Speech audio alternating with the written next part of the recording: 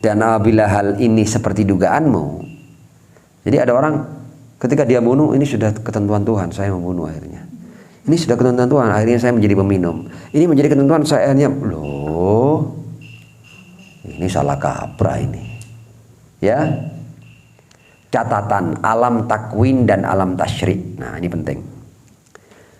Ada dua alam sebenarnya, ada alam takwin dan ada alam tasyrik. Dan kalau kita mau belajar dari alam takwin, maka kita akan taat di alam tasyrik. Di alam takwin itu kita tidak punya kemampuan untuk membangkang, untuk menentang, untuk melawan.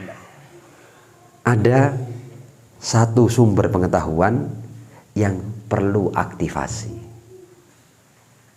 Ini yang jarang kita, yang hampir mayoritas kita gagal untuk memanfaatkannya. Memanfaatkan indera langsung aktif, akal aktif, wahyu yang sampai langsung kita pahami, sabda-sabda yang sampai langsung kita pahami, fitrah bersama kita kok, naluri kita langsung kita pahami, itu aktif langsung itu.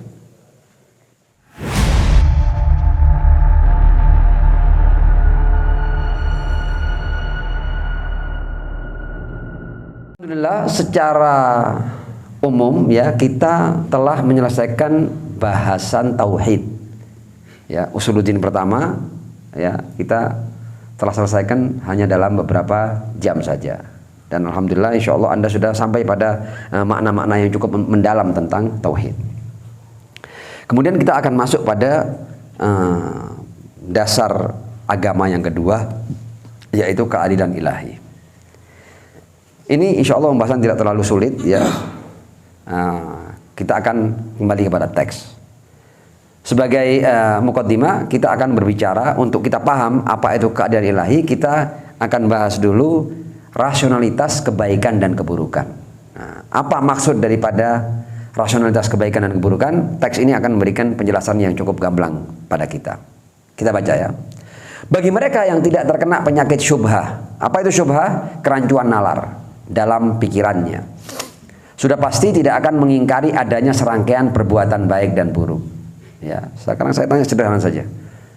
Anda yakin tidak bahwa ada perbuatan-perbuatan itu bersifat baik, ada perbuatan-perbuatan bersifat buruk? Jelas tidak? Bahwa ada baik buruk? Santai aja, coba secara naluriah, alamiah. Ada tidak kebaikan dan keburukan itu? Ada ya, alhamdulillah. Berarti antum tidak termasuk orang-orang yang terkena syubhah. Ya, tidak terjadi kerancuan dalam nalar. Ada orang-orang yang tidak meyakini baik buruk. Itu sudah orang yang harus diservis ya secara kejiwaan dan nalar. Kita tidak terlalu tidak terlalu sibuk dengan mereka. Biarlah mereka dengan sakitnya. Ya, mereka pun meyakini bahwa dirinya dapat memahami mana yang baik dan mana yang buruk. Sekarang saya tanya lagi, antum apakah termasuk orang-orang yang meyakini bahwa antum bisa memahami mana yang baik dan mana yang buruk? Secara umum. Bisa ya? Alhamdulillah. Jika kita meyakini bahwa diri kita dapat memahami mana yang baik dan mana yang buruk, maka kita termasuk orang-orang yang percaya akan rasionalitas kebaikan dan keburukan. Jadi alhamdulillah antum termasuk orang-orang yang rasional ya. Karena antum menyadari bahwa antum bisa memahami kebaikan dan keburukan secara umum. Kita tidak bilang kebaikan dan secara umum secara sempurna, enggak. Secara umum aja. Di sana, ya, bukan di sini berarti ya. Terdapat sekelompok orang yang tidak meyakini rasionalitas nilai baik dan buruk. Ya, seperti kaum Asy'ariyah ya, Asy'ariyun ya. Yang dianut oleh sebagian besar umat Islam. Ya, Asy'ariyun itu mereka tidak meyakini baik buruk itu bersifat rasional. Seperti apa keyakinan mereka kita akan lihat. Menurut mereka, ini penting ini. Nilai baik dan buruk bersifat tekstual dogmatis. Ya, istilahnya agak mengejutkan tapi sebetulnya sederhana. Menurut mereka, apa sih maksudnya tekstual dogmatis itu menurut mereka ini ya, Asy'ariyun? Mencuri itu menjadi buruk karena dilarang oleh Allah. Jadi mencuri asalnya bebas nilai, tapi begitu dilarang oleh Allah maka perbuatan mencuri menjadi buruk. Karena mereka tidak meyakini rasionalitas baik dan buruk. Nilai itu tidak ada. Apa yang diperintah Tuhan, itulah barulah akan menjadi baik. Apapun yang dilarang oleh Tuhan menjadi buruk. Kita lihat ya. Menurut mereka, kaum Asy'ariyah ya, mencuri itu menjadi buruk karena dilarang oleh Allah. Bukan karena mencuri itu buruk maka dilarang oleh Allah. Menolong itu menjadi baik karena diperintah oleh Allah. Bukan karena menolong itu baik maka diperintah olehnya. Sekarang ana tanya kepada antum. Kira-kira menurut antum, menolong itu menjadi baik karena diperintah oleh Allah atau karena menolong itu baik maka diperintah oleh Allah? Ya, kalau antum termasuk orang-orang yang meyakini bahwa Allah memerintahkan menolong itu dikarenakan menolong itu adalah sebuah kebaikan, Anda termasuk orang-orang yang meyakini rasionalitas kebaikan dan keburukan. Kita lihat. Mereka ingin mengatakan bahwa setiap yang diperintah oleh Allah akan menjadi baik dan sebaliknya apapun yang dilarangnya akan menjadi buruk. Sedang kelompok mengikut Ahlul Bait Rasul Shallallahu Alaihi Wasallam, ya maksudnya Syiah lah. Dan Mu'tazilah, kebetulan kita dalam hal ini dengan Mu'tazilah sama. Mu'tazilah juga meyakini rasionalitas kebaikan dan keburukan. Berpendapat bahwa Allah hanya akan memerintahkan yang baik dan melarang yang buruk. Jadi apapun yang baik pasti diperintah, apapun yang buruk pasti dilarang. Rasionalitas nilai baik dan buruk dapat kita yakini secara huduri tanpa dalil. Jadi bagaimana sih kita memahami bahwa baik buruk itu rasional dan bukan tekstual dogmatis? Seperti kita memahami keberadaan diri kita. Kita perlu bukti enggak bahwa diri kita ini ada? Enggak, kita meyakini bahwa diri kita ada. Ya, huduri itu. Dalam kehidupan ini ada hal-hal yang masuk dalam kategori badihiyat. Itu yang menjadi pijakan kita. Hal-hal yang tidak perlu bukti. Ya, hal yang sifatnya afirmatif. Karena kalau kita tidak punya itu, kita tidak bisa melangkah. Kita harus punya modal awal, punya pengetahuan awal yang tidak perlu bukti. Itu disebut dengan pengetahuan huduri. Ya. Kalau pengetahuan yang kita dapat dengan kajian, dengan penelitian itu namanya pengetahuan husuli. Apa sih huduri itu? Seperti Anda meyakini bahwa saya ada, saya mendengar, saya melihat, itu tidak perlu kita tanya ke orang, apakah saya melihat, apakah saya mendengar? Enggak, itu kita alami secara nyata. Tidak perlu bukti.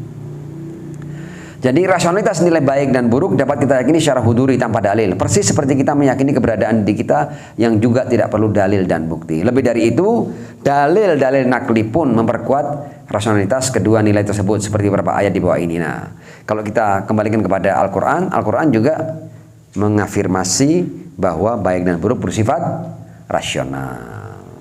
Makanya contoh Allah mengatakan hal jazaul ihsan illal ihsan. Allah mengatakan tidak ada balasan kebaikan kecuali kebaikan pula. Jadi Allah berbicara tentang kebaikan. Yang kebaikan itu apa ya? Seperti yang Anda pahami, huduri. Di surat lain, ya, faman ya'mal mithqala dzarratin khairan yara wa man ya'mal mithqala dzarratin syarran yara. Yang berbuat kebaikan akan mendapatkan balasan kebaikan, keburukan akan mendapatkan balasan keburukan. Atau di surat Asy-Syams, ya, wa nafsi wa ma sawwaha fa alhamaha fujuraha wa taqwaha. Jadi kita sudah mendapat sky installing. Ya, kita ini dipahamkan oleh Allah serangkaian nilai-nilai baik dan serangkaian nilai-nilai buruk. Fa alhamaha, pada jiwa itu, wa nafsi wa ma sawwaha, demi zat yang menciptakan atau yang menyempurnakan jiwa manusia. Allah ilhamkan pada jiwa itu nilai-nilai ketakwaan dan nilai-nilai keburukan. Saya mau tanya sekarang, orang kafir kenal enggak nilai ketakwaan? Orang kafir kenal enggak nilai-nilai ketakwaan? Ya kenal, karena dia jiwa kan. Wa nafsi wa ma sawwaha fa alhamaha fujuraha wa taqwaha. Surat Al-Isra. In ahsantum ahsantum li anfusikum wa in asa'tum falaha. Kalau kamu berbuat baik untuk dirimu, berbuat buruk juga kamu berbuat buruk untuk dirimu.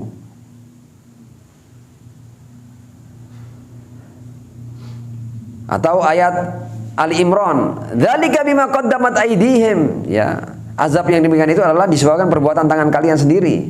Dan bahwasanya Allah wa mallahu bidzallamin lil abid. Allah tidak mungkin menzalimi hambanya. Jadi semua ayat di Al-Qur'an secara logika pun terbukti. Tadi kan sudah kita katakan kan bahwa tidak mungkin Tuhan berbuat zalim. Tuhan kemudian mengafirmasi apa yang sudah kita pahami secara logika, wa mallahu bidzallamin, dan tidak mungkin Allah menzalimi hambanya. Atau surat Al-Baqarah, innallaha la yuhibbul fasad, Allah tidak suka kerusakan, kebinasaan, kehancuran, keburukan, ya.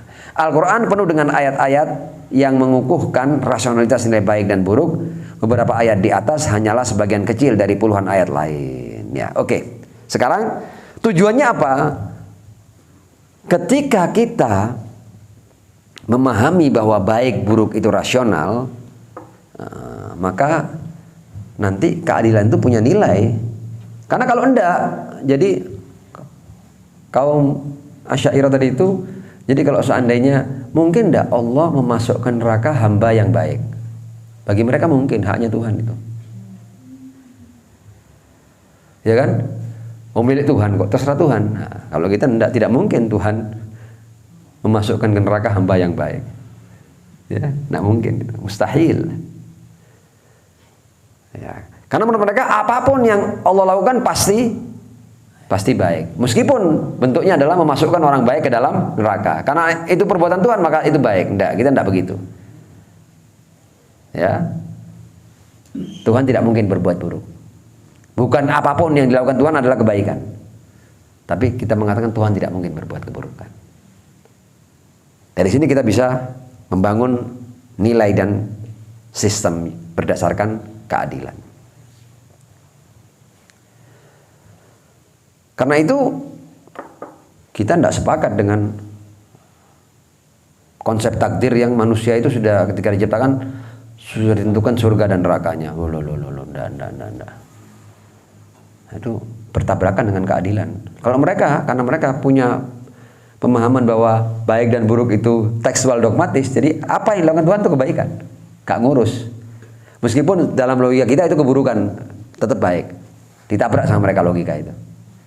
Ya, kalau kita mengatakan tidak mungkin Tuhan menzalimi hambanya, tidak mungkin tiba-tiba diciptakan kemudian sudah dipastikan nerakanya, tidak mungkin. Ya, nah, supaya kita tegas. Tapi berdasarkan pijakan yang bersifat rasional. Nanti akan kita buktikan bahwa bagaimana Tuhan tidak mungkin berbuat yang bertentangan dengan keadilan. Tetap menggunakan senjata sakti yang bernama wajibul wujud. Ya, definisi keadilan. Secara lugawi atau bahasa, adil atau keadilan berarti kesetaraan atau persamaan. Sedang dalam uruf am atau pemahaman umum berarti menjaga hak-hak orang lain berlawanan dengan mengabaikan hak-hak mereka atau zulm. Ya. Jadi kalau kita merampas seorang itu zulm. Ya. Dan dalam artian yang lebih luas, adil atau keadilan adalah meletakkan sesuatu pada tempatnya. Karenanya yang adil dapat dipastikan sebagai yang bijaksana atau hakim. Jadi Allah itu karena dia maha sempurna, maka dia maha adil dan dia maha hakim. Ya.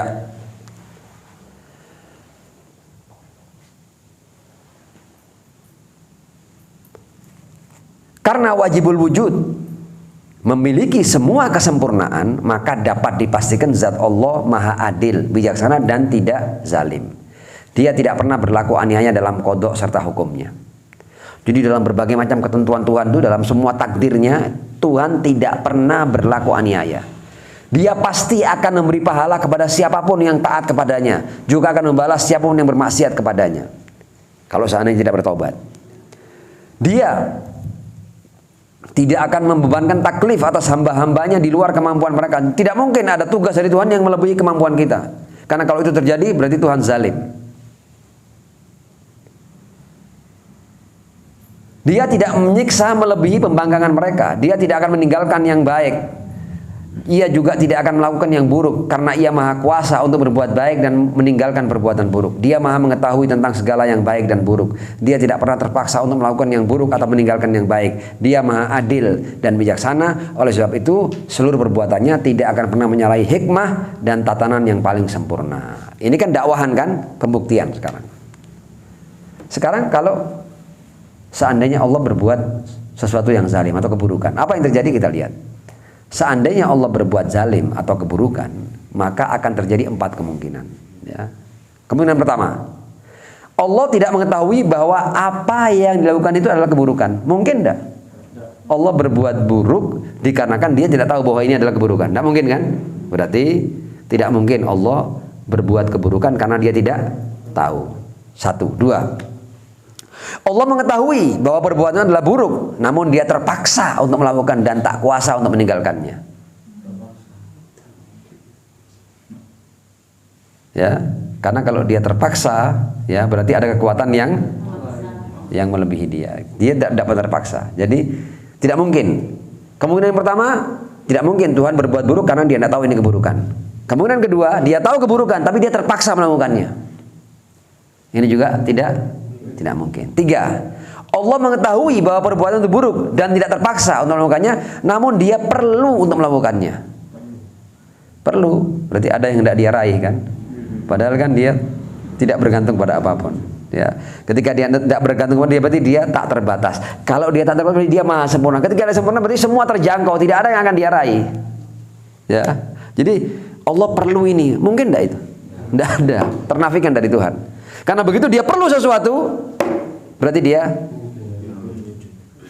terbatas. Kalau dia terbatas, berarti dia tidak sempurna. Kalau bergantung, selanjutnya silakan. 4. Allah mengetahui, tidak terpaksa dan tidak perlu untuk melakukannya, maka perbuatannya tidak akan keluar dari sekedar memuaskan keinginan, ya, memuaskan keinginan, kesia-siaan atau permainan belaka.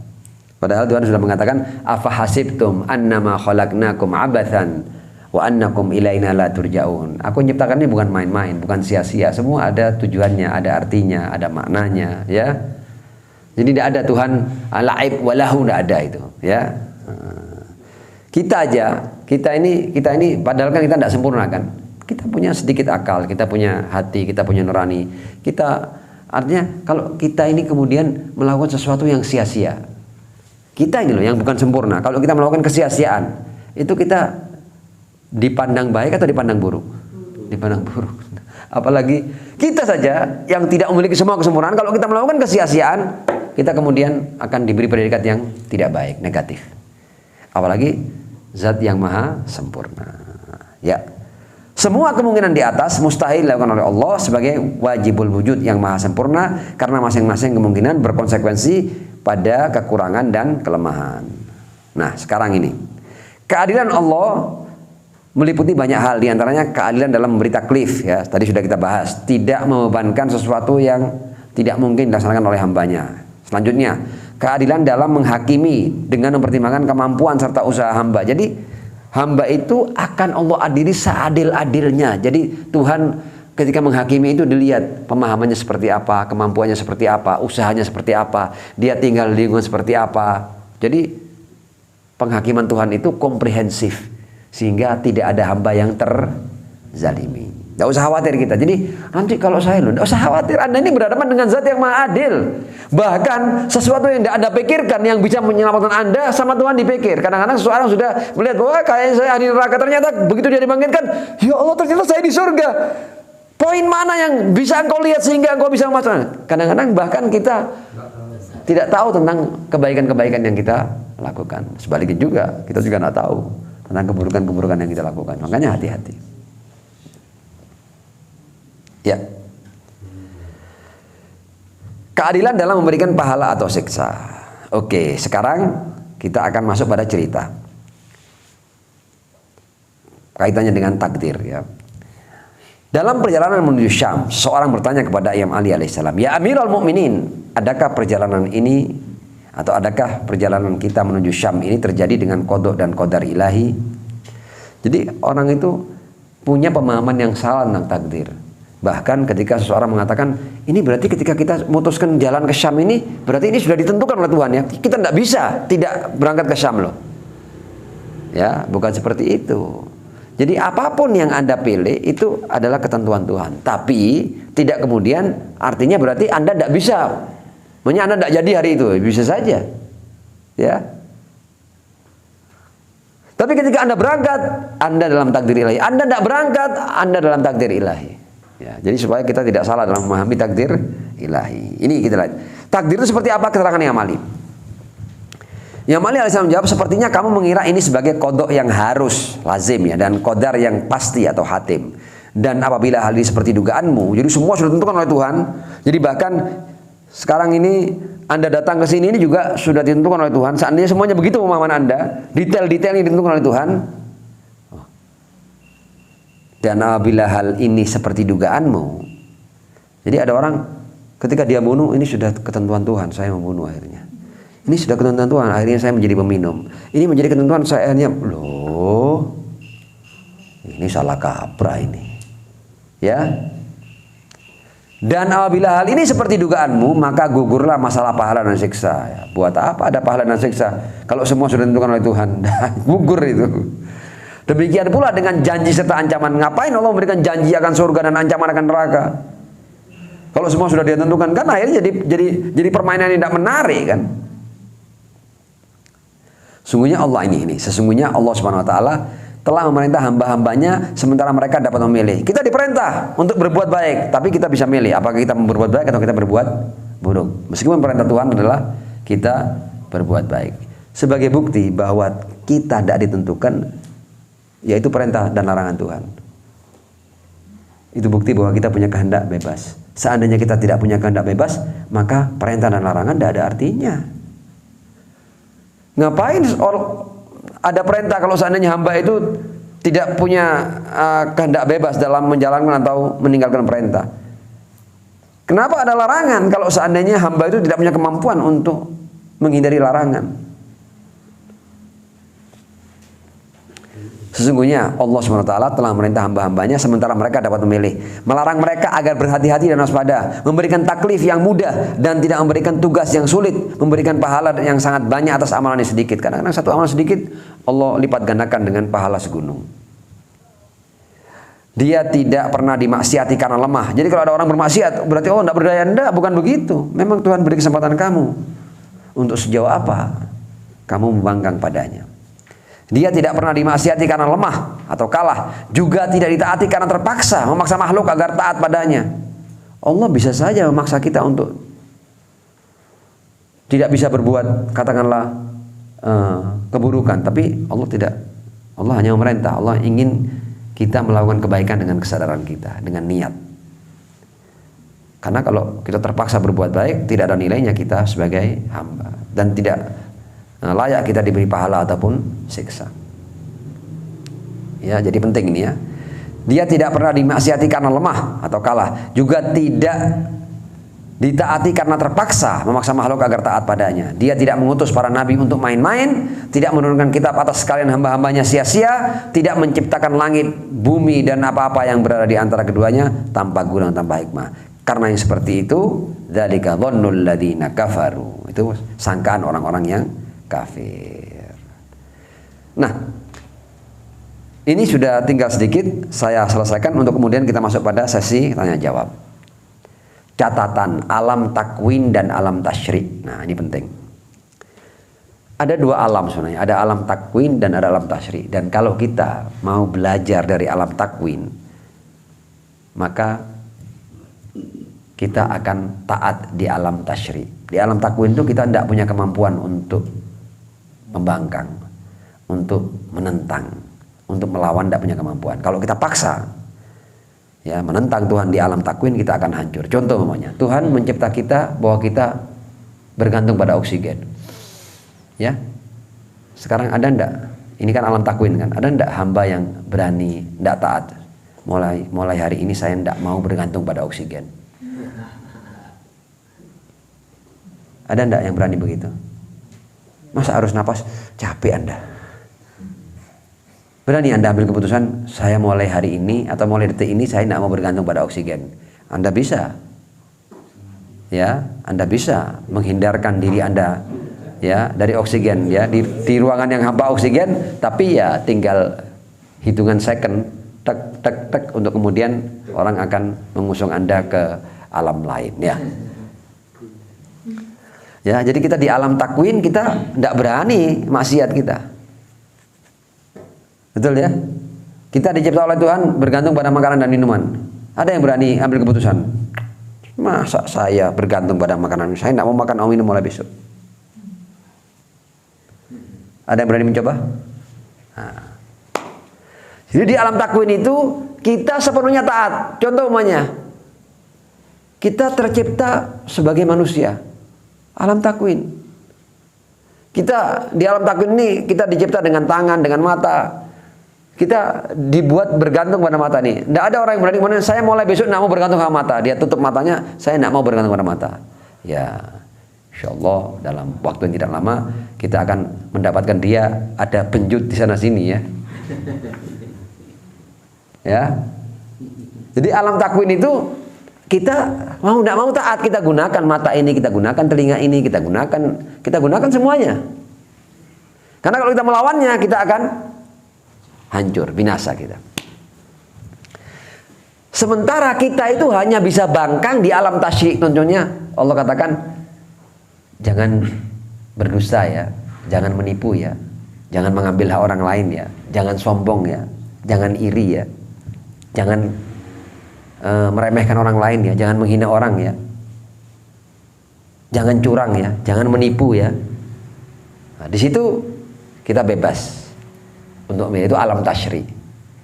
Tapi kalau kita mau berkaca di alam takwin mengajarkan kepada kita untuk taat. Ini matahari kalau tidak taat sehari saja sama Tuhan, terjadi kehancuran di alam semesta ini.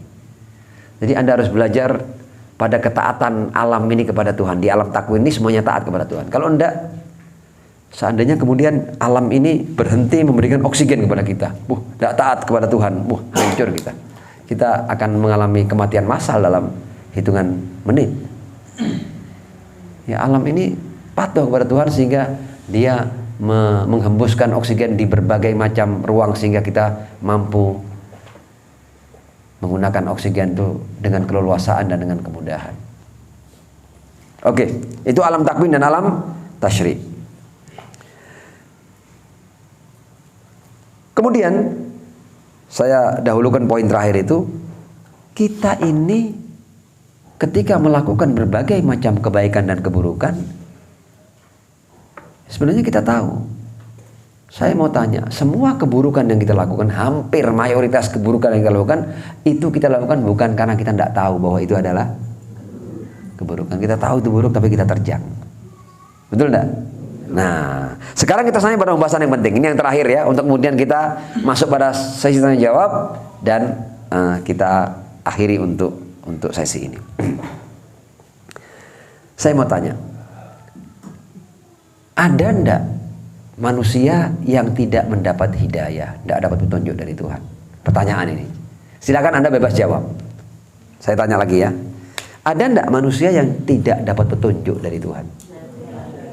Nah, ini sudah agak naik kelas ini ya, levelnya sudah agak advance ini ya. Padahal itu kan sudah menjadi apa itu? Belum dapat hidayah dia, ya. Ya, Allah yahdi bas. Ya enggak apa-apa kita doakan, tapi padahal sebenarnya enggak ada manusia yang dapat petunjuk itu. Nah, sekarang kita akan buktikan bahwa sebagai bukti pertama tadi itu, semua keburukan yang kita lakukan itu kita sadar bahwa itu adalah keburukan. Berarti tidak ada alasan saya melakukan keburukan karena saya tidak tahu, tidak ada itu. Hampir semua keburukan yang kita lakukan kita tahu ini buruk. Ya, tapi kita lakukan, kita terjang asa. Nah, sekarang kita akan bahas unsur-unsur petunjuk. Jadi manusia itu sudah dapat sedemikian banyak petunjuk. Pertama, jiwa kita ini bawa petunjuk. Tadi kan saya berbicara tentang sky installing. Kita sudah diinstal dari langit. Wa nafsin wa ma sawwaha fa'alhamaha fujuraha wa taqwaha. Artinya kita ini sudah, ketika kita menjadi jiwa manusia, jiwa kita ini sudah memahami serangkaian nilai baik dan buruk, nilai-nilai ketakwaan dan nilai-nilai fujur. Kita sudah paham itu. Clear? Yang kedua, kita diberi akal. Akal itu kemana kita bahas? Inna fi khalqis samawati wal ardi wa ikhtilafil laili wan nahar la ayatin liulil albab. Jadi otak kita ini adalah fungsi yang selalu bergerak dan mampu menangkap ayat-ayat Tuhan, mampu menangkap petunjuk. Hidayah fitrah, petunjuk akal ya. Kemudian Allah silih berganti mengirim kitab suci dan para nabi. Ya, dan kitab suci bisa kita akses, apalagi kita sekarang hidup di zaman yang super canggih. Kitab suci itu ada di sini. Sak terjemahannya, sak tafsirnya. Ya, sabda-sabda Nabi pun juga dengan mudah kita akses. Kadang-kadang sampai terlalu banyak itu petunjuk-petunjuk yang sampai kepada kita dari berbagai macam riwayat yang sudah disebar di grup WA atau broadcast dan lain sebagainya ya. Nah, jadi fitrah kita sudah bawa petunjuk, akal kita bisa menghasilkan petunjuk, wahyu, petunjuk, para nabi, para imam, ya, para rasul, petunjuk. Dan karena itu Al-Quran berkata, inna hadainahus sabil. Di surat Al-Insan, surat tentang manusia, jalan telah kami tunjukkan. Yang ada manusia itu imma syakiron wa imma kafuro. Apakah manusia mau menerima petunjuk itu atau dia mau menolaknya? Jadi tidak dapat petunjuk, tidak ada. Yang ada menolak petunjuk, iya, banyak manusia. Ya. Kemudian ayat lain, alam naj'al lahu ainain. Ya. Tidakkah kami telah menciptakan untuknya dua mata? Mata ini sumber pengetahuan. Maksudnya Allah tidak akan sebut semuanya. Ada ainain, ada udhunain, ada banyak fungsi-fungsi untuk kita memahami hal-hal itu. Walisanau wasyafatain. Aku berikan lisan dan dua bibir, di mana dia bisa bertanya, bisa mencari ilmu dia. Sahih? Nah, kemudian wahadainahun najdain. Lagi-lagi Allah mengatakan, aku telah beri petunjuk manusia dua jalan, jalan kebaikan dan jalan keburukan, dan itu jelas. Ya. Nah, jadi sebenarnya kita ini telah mendapatkan petunjuk. Jadi kita tidak ada alasan mengatakan saya tidak tahu, saya tidak dapat petunjuk. Tidak ada, itu petunjuk sudah ada.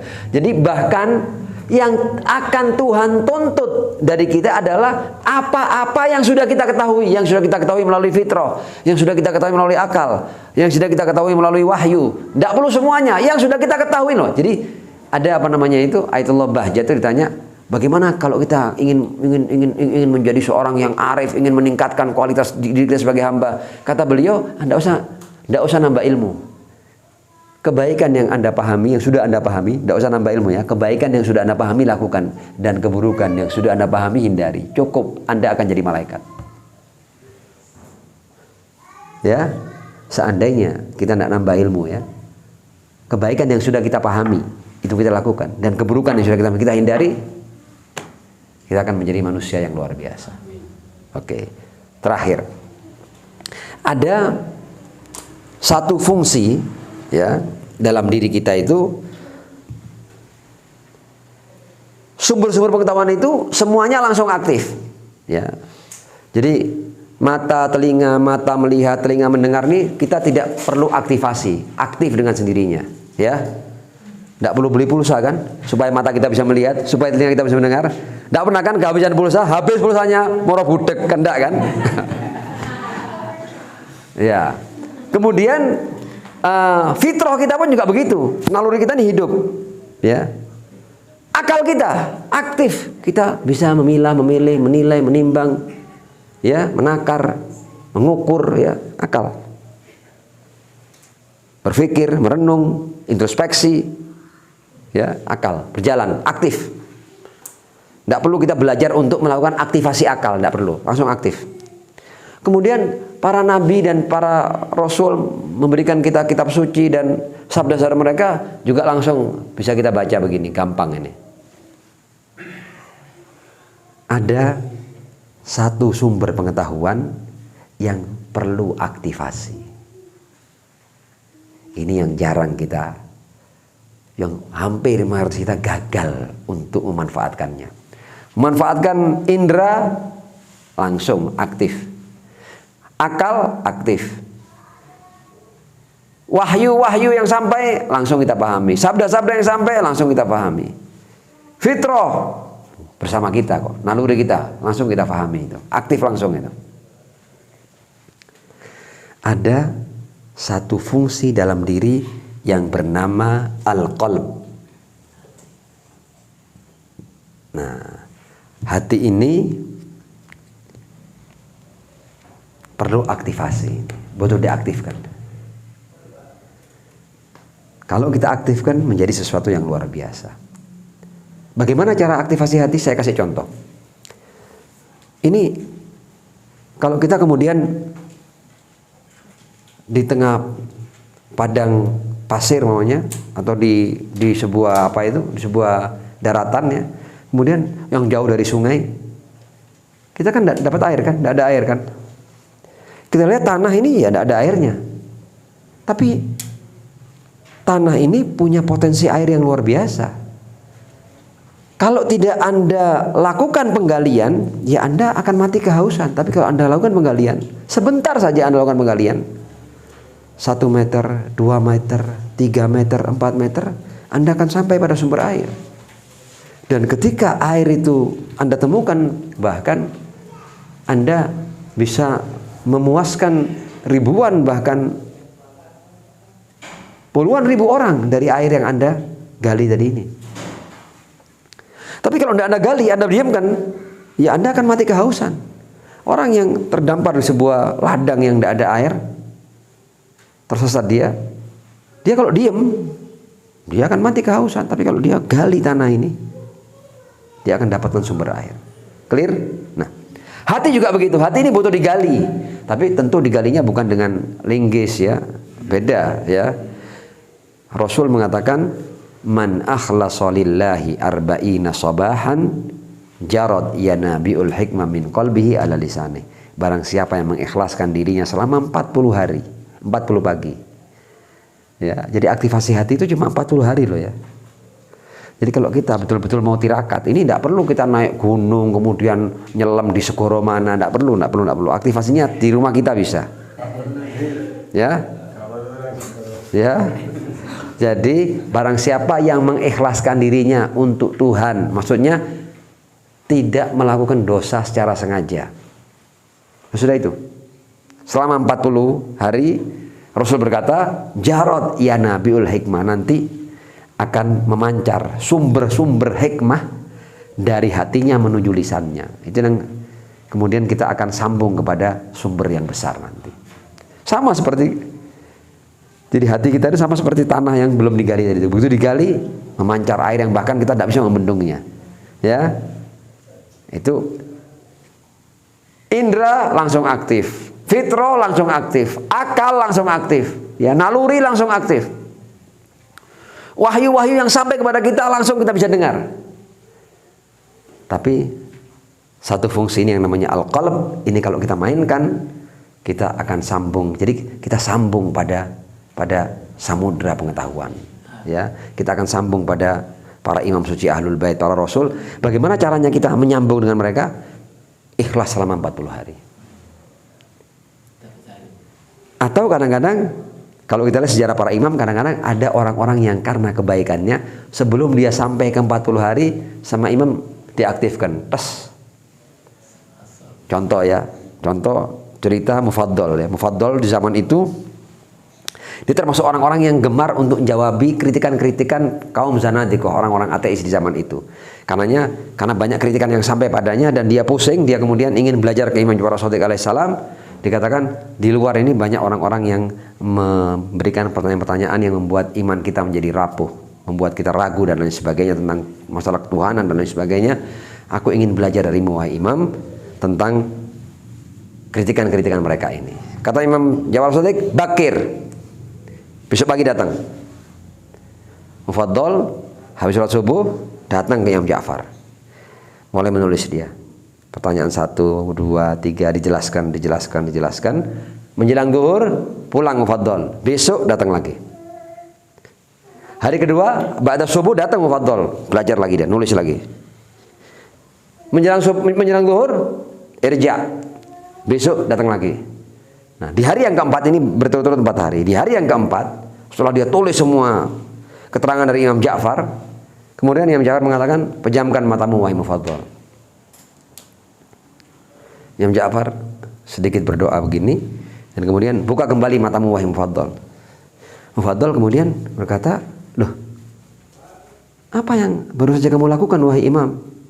Sekarang ini setelah kamu doakan aku sekarang tidak perlu lagi dengan tulisan ini sudah. Karena semua hal aku sudah tahu jawabannya. Semua terbuka bagiku. Ya. Kemudian kata Imam Ja'far, yaitu berkat kedekatanmu dengan kami ahlul bait. Kadang-kadang diberi hikmah. Ya. Nah, tapi apakah kita tidak bisa seperti Mufaddal? Allah tidak boleh kasih. Allah mengatakan, Man akhlasa lillahi arba'ina sobahan, siapapun yang tulus 40 hari, jarot ya nabiul hikmah min qalbihi ala lisani. Kita melakukan aktivasi pada hati. Mudah-mudahan kita di bulan Ramadan ini ya mampu melakukan aktivasi pada fungsi yang bernama al-qalb. Assalamualaikum warahmatullahi wabarakatuh.